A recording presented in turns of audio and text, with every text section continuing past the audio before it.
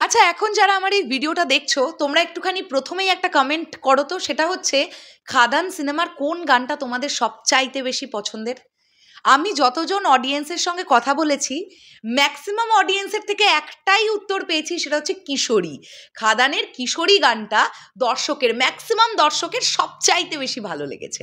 এবার প্রত্যেকের চয়েস আলাদা হতেই পারে, তাই আমি বললাম এই ভিডিওতে তোমরা একটু কমেন্ট করে যাও যে খাদান সিনেমার কোন গানটা তোমাদের সবচাইতে বেশি ফেভারিট।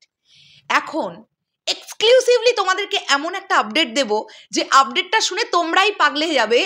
অলরেডি কিশোরী গানের ডিজে ভার্সন তৈরি হয়ে গেছে। ইয়েস, এটাই দেবদার ক্রেজ ভাই। হ্যালো এভরিওয়ান, আমি পৌশালী চলে এলাম আরও একটা নতুন ভিডিও নিয়ে। আশা করছি তোমরা সকলে খুব ভালো আছো। আমি কমেন্ট বক্সে একটা লিঙ্ক দিয়ে রাখবো, সেই লিঙ্কটা থেকে তোমরা প্রত্যেকে কিশোরী গানের এই ডিজে ভার্সনটা শুনে নেবে। আমি তোমাদেরকে একটুখানি শোনাচ্ছি, ওকে? আমি গোটাটা দেখেছি এবং যেভাবে পুরো ব্যাপারটাকে সেট করা হয়েছে তোমরা ভাবো না যে কোনো আনন্দঘন মুহূর্তে যখন কোনো একটা প্রসেশন যাবে, কোনো একটা বিসর্জনের ব্যাপার হবে বা কোনো একটা আনন্দ উৎসব যেখানে বিভিন্ন প্রোগ্রামে ডিজের অ্যারেঞ্জ করা হয়, রং বেরঙের লাইট লাগিয়ে সেখানে নাচানাচি করা হয়, সেখানে আমরা কিশোরী বাজতে শুনবো। ডিজে ভার্সন কিশোরী রিমিক্স তৈরি হয়ে গেছে। দেখো তোমাদেরকে শোনাই, তোমরা নিজেরাই অবাক হয়ে যাবে এটা শুনলে।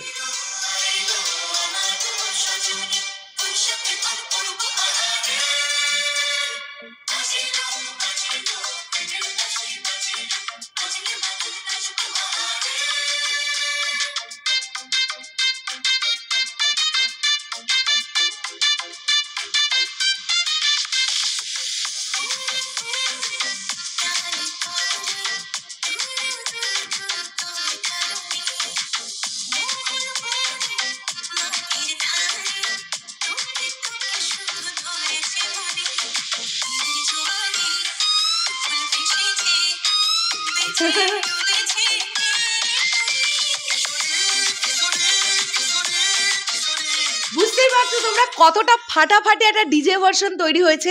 এই চ্যানেলের নাম হচ্ছে শুভকা মিউজিক। আমি অবশ্যই এই ভিডিওর লিঙ্কটা কমেন্ট বক্সে দিয়ে রাখলাম, তোমরা সেখান থেকে গোটা গানটা এনজয় করে নিতে পারো। ডেফিনেটলি আমার কাছে তো দুর্দান্ত লেগেছে। এটার সঙ্গে সঙ্গে আরেকটা বিষয় নিয়ে এখন কথা বলবো এই ভিডিওতে, সেটা হচ্ছে ডিরেক্টর রাজা চন্দ কিছুক্ষণ আগে খুব ইমোশনাল একটা পোস্ট করেছেন। আমি থ্যাংক ইউ জানাবো হাসান ভাইকে। এই যে কিশোরী গানের রিমিক্স, এই ব্যাপারটা হাসান ভাই আমাদেরকে পাঠিয়েছে, রাজা চন্দ্রের বিষয়টি পাঠিয়েছে। সকল দেভিয়ান্স ভাইদের অসংখ্য ধন্যবাদ যারা আমাদেরকে আপডেট পাঠাচ্ছ এইভাবে।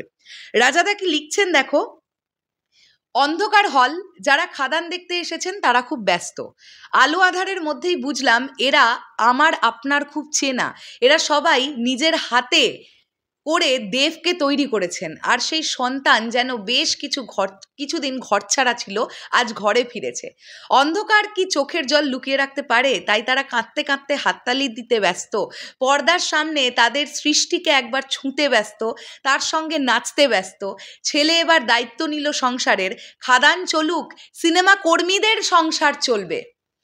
এটা একটা মারাত্মক লেভেলের ইমোশনাল পোস্ট যেটা রাজাদা করেছেন এবং সেটাকে শেয়ার করেছেন দেবদা। লিখেছেন থ্যাংক ইউ রাজাদা। একটা মেন স্ট্রিম মশালা ছবি তৈরি হলে কত মানুষ কাজ পায়। ফ্যামিলি ওরিয়েন্টেড ফিল্ম তো অনেকই তৈরি হয় আমাদের টলিউড ইন্ডাস্ট্রিতে, কিন্তু একটা মেন স্ট্রিম মশালা ছবি যদি তৈরি হয়, ফ্যামিলি ওরিয়েন্টেড ড্রামাতে যদি 100টা মানুষ কাজ পেয়ে থাকে, একটা মেন স্ট্রিম মশালা ছবিতে পায় 400টা মানুষ কাজ। এই মানুষগুলোরও তো দিনের শেষে গিয়ে সংসার আছে, তাদেরও তো রুটি রুজি করতে হয়। বারবারের জন্যেই তাই বলছি যে সমস্ত ইন্ডাস্ট্রি যদি মেনস্ট্রিম মশালা ছবি দিয়েই তাদের জায়গাটাকে ধরে রাখতে পারে, তাহলে বাংলা কেন নয়? এরকম একটা পরিস্থিতিতে খাদান আসা খুব জরুরি ছিল, যে সিনেমাটাতে প্রচুর টেকনিশিয়ানস কাজ করেছেন, এমন অনেক অভিনেতারা কাজ করেছেন যাদের আমরা অনেক দিন পরে আবার বাংলা সিনেমাতে দেখলাম। আমরা নস্টালজিয়া ফেরত পেয়েছি কিনা বলো?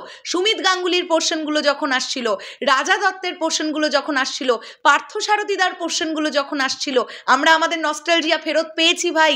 একটা সময় চুটিয়েই অ্যাক্টররা কাজ করেছেন, আমরা হাঁ করে দেখতাম তাদের অভিনয়। এই অ্যাক্টররা ধীরে ধীরে হারিয়ে যাচ্ছিলেন, কারণ আমাদের ইন্ডাস্ট্রিতে মেন স্ট্রিম মশালা ছবি তৈরি হওয়ার পরিমাণটা কমে এসেছিল প্রায়। প্রায় নিশ্চিহ্ন হয়ে যেতেই বসেছিল। এরকম একটা সময় দেবদা কিন্তু এই মানুষগুলোকে আবার পর্দায় ফিরিয়ে নিয়ে এলেন। এবং তোমরা দেখবে যখন ওয়েস্ট বেঙ্গল ট্যুর করলো খাদান টিম, কি ক্রেজ সুমিত বাবুর, সুমিত গাঙ্গুলি ভাই।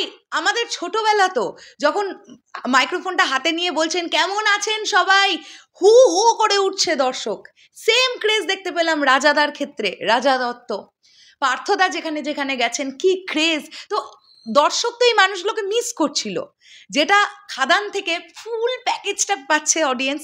তো খাদান ওয়ার্ক করার অনেক অনেক অনেক কারণ আছে, তার মধ্যেও অন্যতম একটা কারণ হচ্ছে এই মানুষগুলোকে আবার ফিরিয়ে নিয়ে আসা।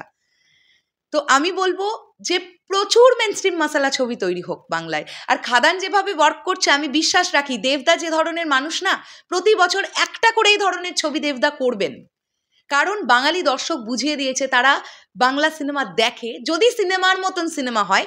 থুড়ি এই কথাটা বলা ভালো, তারা বাংলা মেনস্ট্রিম মশালা ছবি দেখে যদি তারা সেই সিনেমাটার মধ্যে সেই রসদটা পায়। যে রসদ আমাদের পুষ্পা 2 দিতে পারে, যে রসদ আমাদের জওয়ান দিতে পারে, সেই রসদই বাঙালি দর্শককে খাদানও দিতে পারে। তাই বাঙালি দর্শক এই রকম হল ভরিয়ে খাদান দেখছেন। জাস্ট আনবিলিভেবল রেকর্ড করছে খাদান প্রত্যেক দিন। শেষ করলাম ভিডিওটা, আসছি আবার খুব শিগগিরই নতুন কোনো ভিডিও নিয়ে। কেমন লাগলো এই ভিডিওটা অবশ্যই কমেন্ট করে জানিও। দেখা হচ্ছে আবার খুব শিগগিরই নতুন কোনো ভিডিও নিয়ে। তাহলে এখনের জন্যে টাটা।